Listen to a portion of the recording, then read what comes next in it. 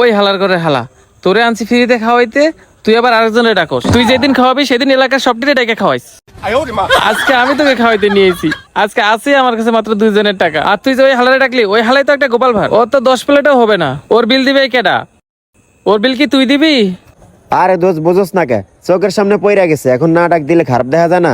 একটা দিন একটু ম্যানেজ কর, পরে আমি সবাই নিয়ে একসাথে খাওয়া মনে। আইছে আমার হাতিম তাই। বছরে একদিন খাইতে পারস না তিয়ারি, আজকে আমি একটু নিয়ে আসি দেখে তিয়ারি খাইতে পারতেছস। তুই যে ওই ব্যাটারে ডাকলি, ওই ব্যাটারটার টাকাটা দিমু কেমনে? আজকে না জানি দোকানদার আমগোর সাথে কি ব্যবহারটাই না করে।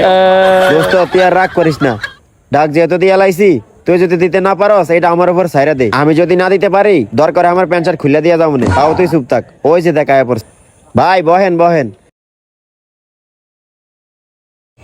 কি অবস্থা ভাইয়েরা, তোমরা বিরিয়ানি খাইতে আছো? না, কাঁচামরিতে